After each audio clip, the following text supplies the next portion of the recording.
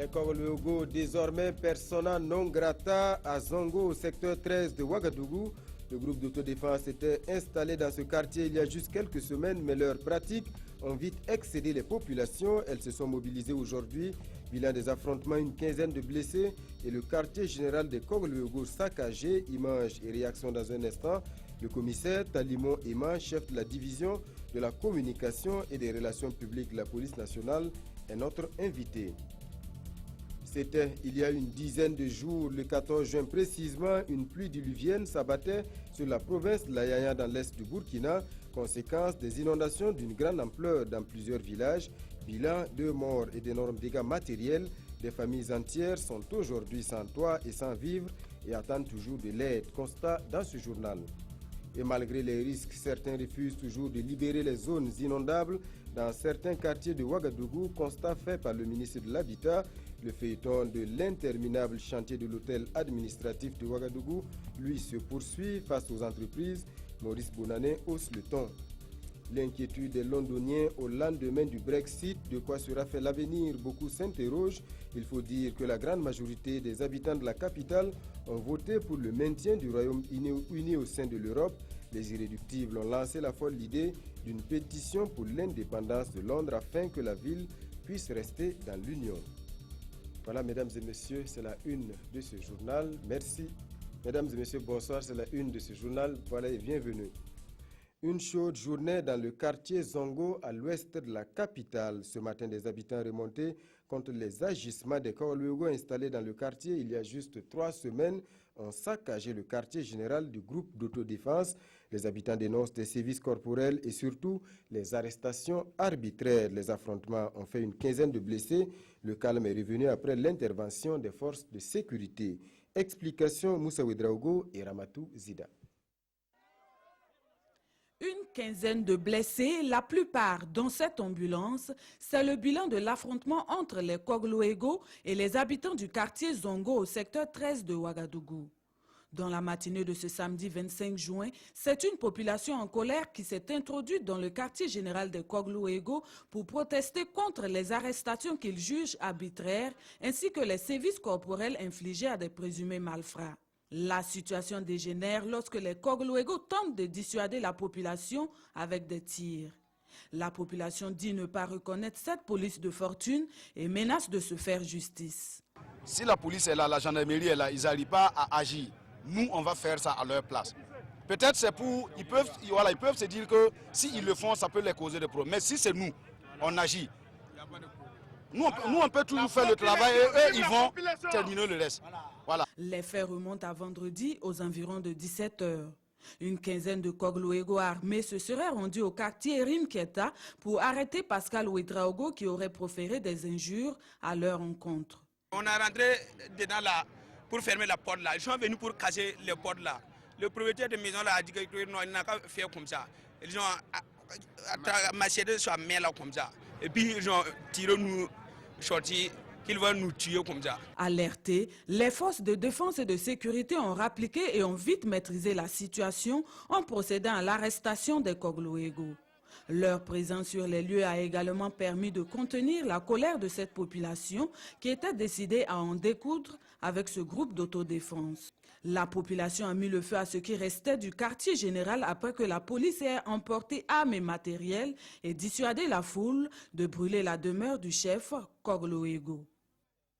Voilà pour ce constat et comme je vous le disais, je reçois le commissaire de police Talimon Ema, chef de la division de la communication et des relations publiques de la police nationale. Bonsoir monsieur Ema. Oui, bonsoir monsieur Ouedraogo. Alors on a vu donc ce constat. Dites-nous, que s'est-il passé exactement aujourd'hui à Zongo?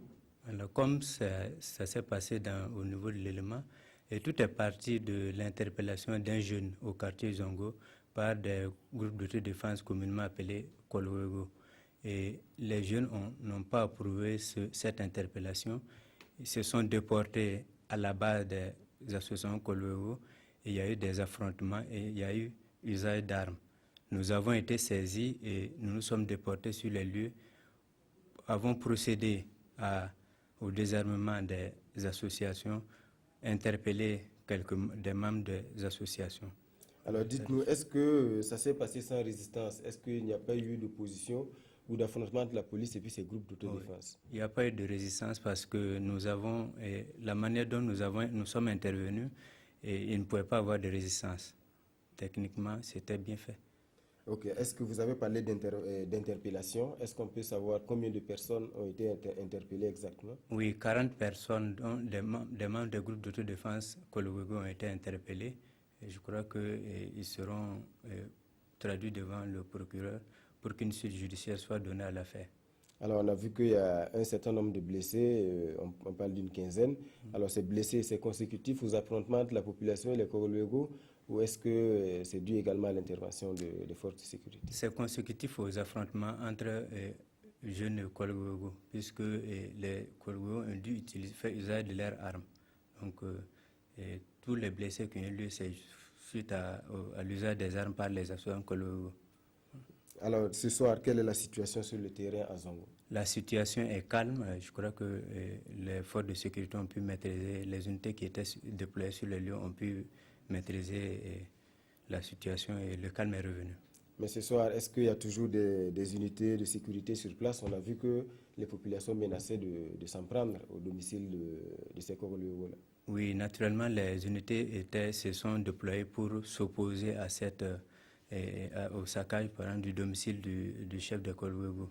Et je crois qu'elles doivent être actuellement sur les lieux pour sécuriser le domicile. Merci, Monsieur Emma, d'être passé sur notre plateau donc, pour toutes ces précisions concernant les affrontements qui se sont déroulés donc, aujourd'hui dans le quartier Zongo de Ouagadougou entre Kolwego et population excédée. Merci. Merci. C'était il y a une dizaine de jours, le 14 juin précisément, une pluie diluvienne s'abattait sur la province de la Yaya, c'est dans l'est du Burkina, conséquence des inondations d'une grande ampleur dans plusieurs villages. Bilan, 2 morts et d'énormes dégâts matériels. Des familles entières se retrouvent sans toit et sans vivre et attendent toujours de l'aide. Constat Nongba Kouda et Issa Lankwande. 10 jours après la catastrophe, Oumoudi Bougou creuse encore dans les décombres de sa case, dans l'espoir de retrouver quelque chose d'utile. Il est tombé ce 14 juin l'équivalent d'un mois de pluie en une nuit, et de cette concession de 22 maisons, rien n'est resté debout. Aucune de nos 22 maisons n'a résisté. Nous avons perdu tous nos vivres, ainsi que tout ce que nous possédions comme volailles. Nos économies également. Nous sommes désemparés. Personnellement, j'ai perdu 60 000 francs et tous les articles de ma boutique. Nous n'avons pu sauver que quelques moutons, mais toutes les chèvres ont été emportées, une vingtaine environ. La rivière Sorga que voici est sortie de son lit et a tout emporté. Et comme ce village du même nom, 22 autres dans la province ont connu ces inondations. C'est les 379 ménages. Au total, nous pouvons dire que 2929 personnes ont été touchées. En termes de dégâts, en tout cas, ils ont perdu, toutes les habitations sont détruites, tout ce qu'il y a dans les maisons. Il y en a même qui sont partis, ils n'ont même pas pris quelque chose. Présentement, dans l'urgence, il faut dire que ces gens-là ont besoin des abris, c'est-à-dire des tentes pour être relogés. Voilà, puisqu'il n'y a pas assez d'écoles, en tout cas, pour héberger tout ce monde-là. Ils ont aussi besoin, en tout cas, de quoi s'alimenter. Voilà, ils ont besoin du matériel de stockage d'eau. La famille Dibougou, elle, a été relogée sur ce site d'abri précaire en attendant d'éventuelles aides. Les autorités provinciales avouent avoir déjà transmis les besoins pour faire face à la situation. Mais 10 jours après, les populations attendent toujours. La situation n'a pas beaucoup évolué, étant donné que nous attendons toujours les secours. Une mission de CONASUR est arrivée le 17 ou le 18, je ne me rappelle plus, et a procédé aussi avec les services de l'action sociale à l'évaluation. Les données ont été transmises, donc nous attendons vraiment la réaction du niveau régional et du niveau national. Si les dégâts matériels sont importants, l'on a également déploré 2 pertes en vie humaine. La saison s'installe à peine dans la province de la Nyanya, mais ces inondations sonnent déjà comme une alerte et les populations se demandent ce qu'elles leur réservent encore comme surprise. Voilà le risque inondation qui s'accroît en cette période de pluie et malgré les avertissements et les mises en garde, je vous le disais, beaucoup refusent de quitter les zones inondables. C'est le constat fait hier dans certains quartiers de la capitale par le ministre de l'Habitat. Maurice Dieudonné Bonané a également fait un tour sur le site de l'interminable chantier de l'hôtel administratif de Ouagadougou. Pas question de prolonger le délai fixé à fin juin. Le ministre brandit la menace d'exclure des marchés publics les entreprises en cas de défaillance. Konsoun Koulibaly et Yolande Lampo. Au fur et à mesure que le ministre de l'Urbanisme et de l'Habitat visitait cet immeuble de type R+5, la déception se lisait sur son visage. Et pour cause, rien n'a bougé depuis la rencontre du 13 mai dernier à l'hôtel administratif de l'État. Les 8 entreprises commises à la tâche avaient pourtant promis de livrer l'infrastructure en fin juin 2016. Nous maintenons le délai au 30 juin. Des engagements ont été pris, même s'ils doivent travailler de nuit, qu'ils le fassent. Les entreprises défaillantes se verront exclues des chantiers futurs de l'administration. Ici, c'est un bâtiment R+5 qui est en chantier, là où le propriétaire ne dispose que d'une autorisation pour un R+3. Sur le champ, il a été sommé d'arrêter ses travaux. Et sur les berges du canal du parc Bangrewego, une occupation anarchique a été constatée. Ces 2 parcelles et cette station ont été illégalement mises en valeur par des individus. La semaine qui suit, il y aura des actions qui vont être entreprises. Les abords avaient été retenus pour des aménagements paysagers. C'est des gens qui ont été convoqués 1 fois, 2 fois, 3 fois et pour lesquels nous avons écrit arrêt chantier. Cette borne, par exemple, délimite la zone inondable dans le quartier d'Apoya. Après échange avec quelques riverains qui ne veulent toujours pas quitter les lieux, Maurice Bonané envisage des actions de sensibilisation une fois que les maires auront pris fonction. Dernière étape de la tournée de remerciements entreprise par le président de la CENI. Aujourd'hui, Maître Barthélémy Kéré et ses collaborateurs étaient au siège du Conseil national des organisations de la société civile. 5 ans de mandat, 5 scrutins organisés et un bilan d'ensemble salué par la société civile. Maître Kéré a témoigné à tous ses acteurs sa gratitude pour le soutien et l'accompagnement. Jean-Eudes Bayala, Jacques Lamissa Tarpaga. La Commission électorale nationale indépendante dédie tous ses succès dans l'organisation des élections au Burkina à la société civile et à travers elle au peuple burkinabé. Maître Barthélémy Kéré et ses collaborateurs ont achevé leur tournée de remerciements au Conseil national des organisations de la société civile. Les processus électoraux depuis 2012 organisés par cette équipe sont acceptés par tous. C'est avec plaisir que nous sommes venus et pour leur rappeler que depuis 2011, nous sommes ensemble. Nous avons travaillé ensemble depuis 2011 et en raison de leur participation, de leur collaboration, de leurs contributions diverses, la CENI a atteint les résultats que apparemment on semble s'accorder pour dire que c'était assez bien. Donc nous sommes venus leur dédier en fait ces succès. C'est avec eux qu'on a pu atteindre effectivement ces succès. Et donc c'est normal qu'on vienne leur dire merci pour cette excellente contribution qui a permis à la CENI de faire le travail et surtout au processus électoral d'atteindre le niveau qu'il a atteint. De son côté, la société civile dont est issu le président de la CENI se réjouit du travail abattu. Pour le président du Conseil national des organisations de la société civile, c'est toute la société civile qui gagne. La société civile est très heureuse, honorée, satisfaite du travail de son représentant à la tête de la CENI. Que la CENI qui va venir, à défaut de faire plus que cette CENI a fait, ne pas nous créer des problèmes. La seule fausse note sont les violences qui émaillent en ce moment l'élection des maires dans plusieurs localités, ont relevé les uns et les autres. Cela n'est pas imputable à la CENI, mais plutôt aux partis politiques qui doivent prendre leurs responsabilités, selon Maître Barthélémy Kéré et Jonas Yen.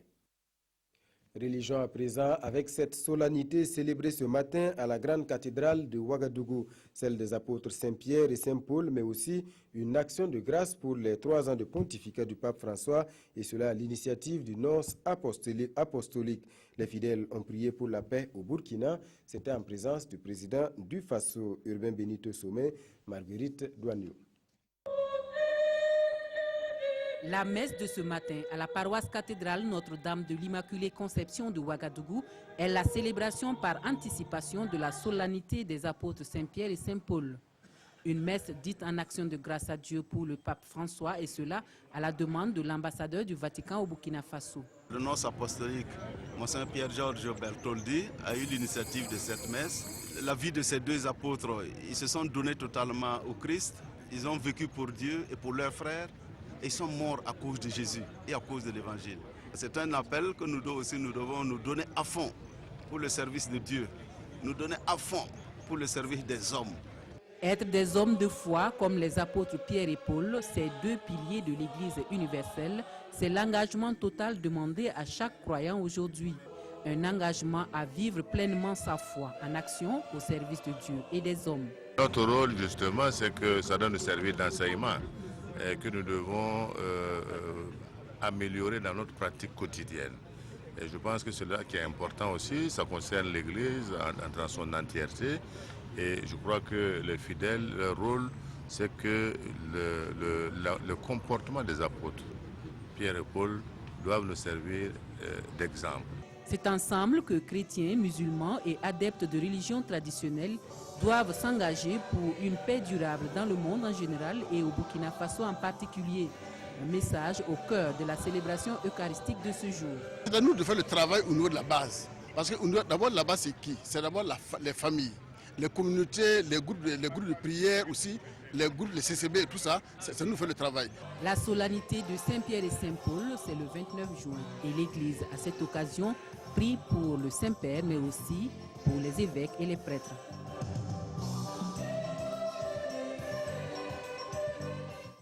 Pendant ce temps, loin d'ici, le pape François poursuit sa visite en Arménie. Il s'est rendu aujourd'hui au mémorial du génocide arménien. Génocide, un terme employé par le souverain pontife et qui irrite les autorités turques. Elle préfère parler de guerre civile. Entre 1915 et 1916, pendant la Grande Guerre, près d'1,5 million d'Arméniens ont été massacrés par les troupes ottomanes. L'évêque de Rome estime que la mémoire de cette tragédie ne peut être étouffée. Le pape François s'est rendu samedi au mémorial du génocide arménien de Tsitsé-Nakarberd, où il s'est recueilli avant d'écrire dans le livre d'or que la mémoire d'une tragédie ne peut pas être étouffée ni oubliée. C'est le 2e jour de la visite de l'évêque de Rome en Arménie.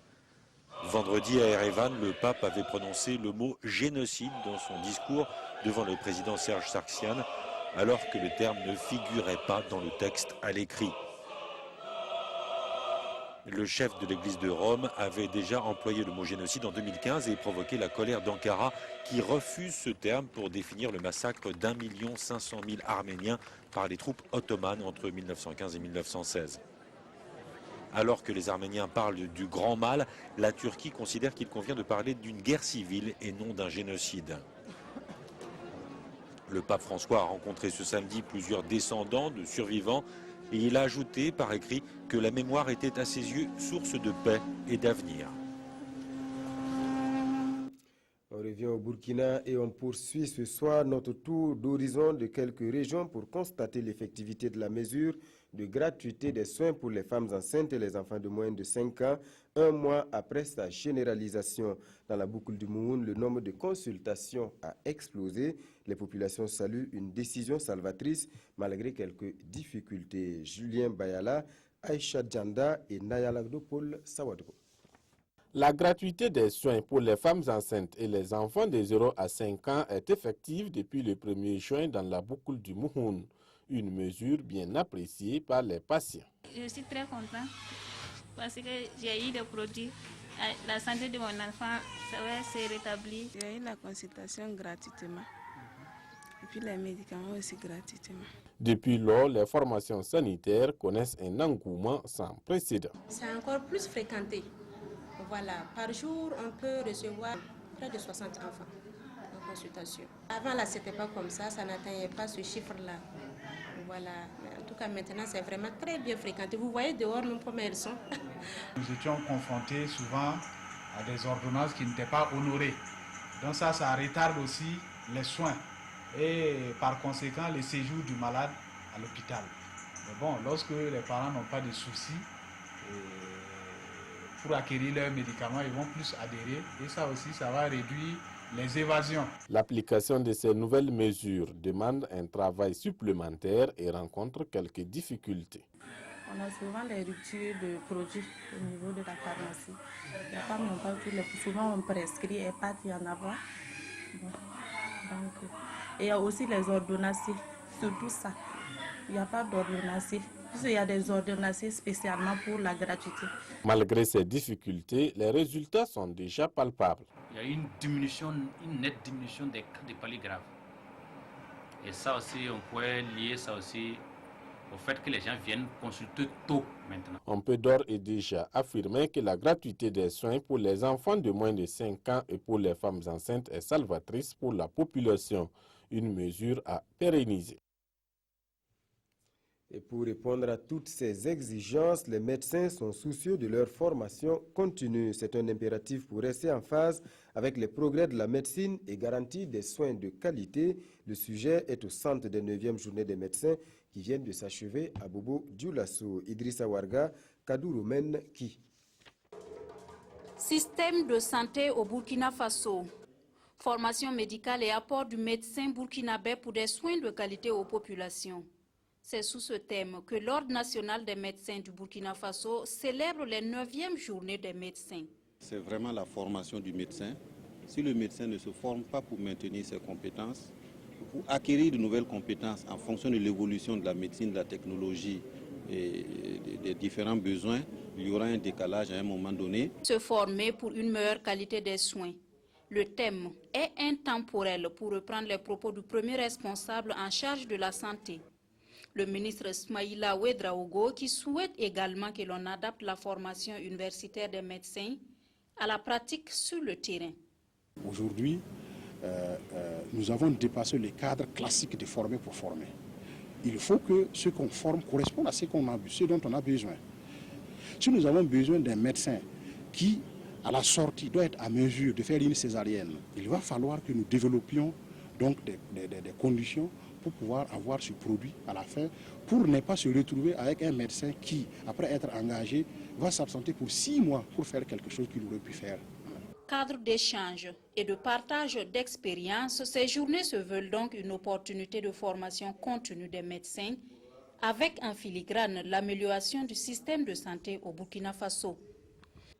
Les médecins qui sont en première ligne pour sauver les enfants atteints de malnutrition. Le phénomène est particulièrement préoccupant dans le Sahel. C'est du moins ce que révèle une étude menée par l'Institut supérieur de la sécurité humaine et Médecins sans frontières Luxembourg. Le détail avec Mokhtar Ouedraogo et Frédéric Etienne Bassenga. Pour promouvoir la sécurité alimentaire, l'Institut supérieur de la sécurité humaine et ses partenaires disséminent les résultats issus de son étude menée dans le Sahel sur la malnutrition. À cette conférence organisée à cet effet, il s'agira de proposer des stratégies pour juguler ce frein au développement de la société burkinabé. Alors l'état actuel reste préoccupant, mais c'est fortement amélioré les 5 dernières années. Elle a pratiquement diminué de moitié. Je pense qu'il faut aussi avoir en tête que ça reste une situation préoccupante pour la santé et la mortalité des jeunes enfants dans la zone. Rien qu'au Burkina Faso, 500 000 enfants, un demi-million d'enfants, vont souffrir ou souffrent de la malnutrition aiguë sévère ici. Alors les solutions qui fonctionnent le mieux aujourd'hui sont les solutions qui apportent des compléments nutritionnels dans les familles et qui apportent aussi un complément financier. Des programmes de prévention et traitement réguliers sont constamment menés dans la région du Sahel. Ces actions visent à sauver la vie d'un grand nombre d'enfants, à lutter considérablement contre la malnutrition et à réduire le taux de mortalité maternelle et infantile. Protéger les enfants, c'est leur combat et l'heure est à la concertation. Les partenaires intervenant dans le secteur veulent mettre en commun leurs expériences pour plus d'efficacité. Il est même question de mutualisation à l'initiative du réseau d'action pour la prévention et la protection des enfants en difficulté. Ibrahima Sombier, Kadi Sanogo. Le réseau d'action pour la prévention et la protection des enfants en difficulté rappelle a fait de la question de la promotion des droits des enfants son cheval de bataille.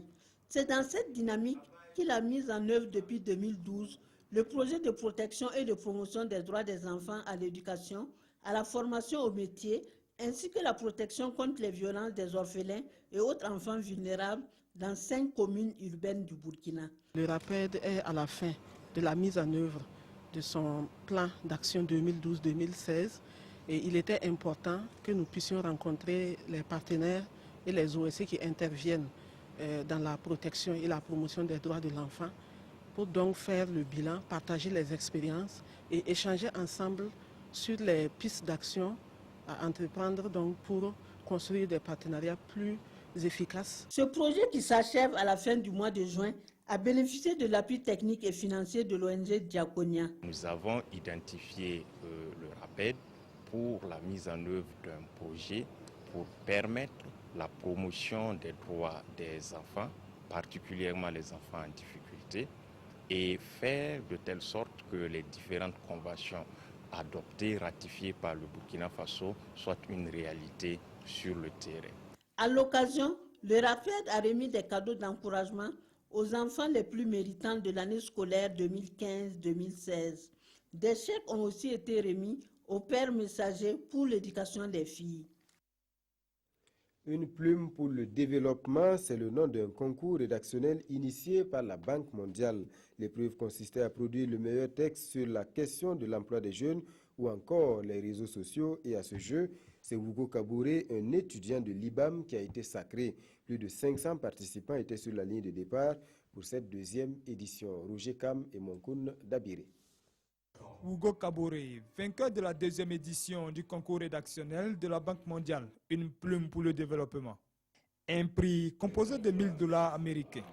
La plume et les idées de l'étudiant de l'Institut burkinabé des arts et des métiers IBAM se sont distingués parmi celles de 500 candidats. Alors, au terme des solutions que j'ai eu à proposer, j'ai parlé donc de la dynamisation du secteur agricole. Voilà, cela va consister donc à travailler à redéployer tout la frange jeune au niveau du secteur agricole, donc alimenté par la petite industrie. Dans la catégorie lycée et collège, le premier prix est revenu à Boris Rachid Koulibaly. À cette cérémonie, 40 candidats ont vu leurs œuvres distinguées. L'idée de cette compétition est de créer une saine émulation des idées novatrices pour une prise en compte des préoccupations des jeunes dans la politique de développement. Nous allons prendre le temps de digérer toutes ces productions-là pour voir comment certaines peuvent bénéficier à la réflexion que nous menons actuellement dans le cadre de la préparation de notre prochaine stratégie pays. L'opinion des jeunes sera donc prise en compte dans la préparation de cette nouvelle stratégie qui va s'étendre sur la période 2017. L'emploi des jeunes, défis et solutions, et jeunesse et réseaux sociaux, avantages et inconvénients, sont les thèmes auxquels les candidats ont été soumis. Les meilleures œuvres retenues seront capitalisées, rassure Cheikh Kanté, au profit de la jeunesse burkinabé. L'inquiétude des Londoniens au lendemain du Brexit, de quoi sera fait l'avenir, beaucoup s'interrogent. Il faut dire que la grande majorité des habitants de la capitale ont voté pour le maintien du Royaume-Uni au sein de l'Europe. Les Irréductibles ont lancé la folle idée d'une pétition pour l'indépendance de Londres afin que la ville puisse rester dans l'Union. Ce qui est redouté, c'est le départ des grandes entreprises, des investisseurs, mais aussi des expatriés. Les Londoniens ont voté à 60% pour le maintien du Royaume-Uni dans l'Union européenne, alors beaucoup regrettent l'annonce de ce divorce historique. Je suis vraiment préoccupé par l'avenir de ce pays. C'est une grave erreur. Je pense qu'on n'aurait pas dû faire un référendum. Très peu de gens sont assez qualifiés pour prendre une décision intelligente et informée, dit cet homme. Ça a été un choc. J'ai eu peur, dit cette femme. Il y a beaucoup de tensions maintenant. J'espère que tout ira mieux. Le résultat n'est pas ce que je voulais, mais j'espère que ça ira. Beaucoup craignent une vague de départ de certaines entreprises et de grandes banques internationales pour d'autres capitales européennes et une pétition circule maintenant pour demander l'indépendance de la capitale britannique pour qu'elle reste dans l'Union européenne. Mon message aux Londoniens qui sont européens, c'est « vous êtes les bienvenus ici ». Je veillerai à ce que dans les prochaines heures, les prochains jours, les entreprises soient rassurées de même que les investisseurs. Nous sommes ouverts aux entreprises. Nous continuerons à être la plus grande ville du monde, ouverte d'esprit et tournée vers l'extérieur. Le maire de Londres essaye de rassurer aussi les expatriés qui vivent à Londres. Leur situation ne changera pas selon lui. Le Premier ministre démissionnaire David Cameron a précisé qu'il n'y aurait pas de changement immédiat pour les Européens au Royaume-Uni. Un coup d'œil dans les colonnes des hebdos pour finir. Principaux sujets traités, l'élection des maires, les corps et le mauvais état de certaines routes en cette saison des pluies et lectures croisées avec Abdoul Rasmane Zongo. Élection des bourgmestres, les partis politiques entre compromission et délégitimation, constate le journal du jeudi. Car pas de région administrative où soutient le journal satirique qui n'a pas enregistré de remous. Les partis politiques étalent ainsi, selon donc l'hebdomadaire satirique, leur immaturité en matière de gouvernance locale à travers des affrontements épidermiques ou puérils. Malheureusement, conclut Gigi, cette illustration négative jette en même temps les graines de la division au sein des populations. Sur un tout autre registre, le journal satirique invite à lire et s'interroge d'ailleurs sur qui de Simon ou de Django dégainera le premier, à travers le titre « Les Cogluego et la République ». L'Observateur du dimanche fait un coup de projecteur sur les routes Kupela-Fada et Fada-Djapaka, complètement délabrées selon notre confrère. Le pont de Boudjiri peut céder à tout moment, s'attriste le journal. Voilà, mesdames et messieurs, c'est la fin de ce journal. Merci pour votre attention. Passez un bon week-end en compagnie des programmes de la télévision du Burkina.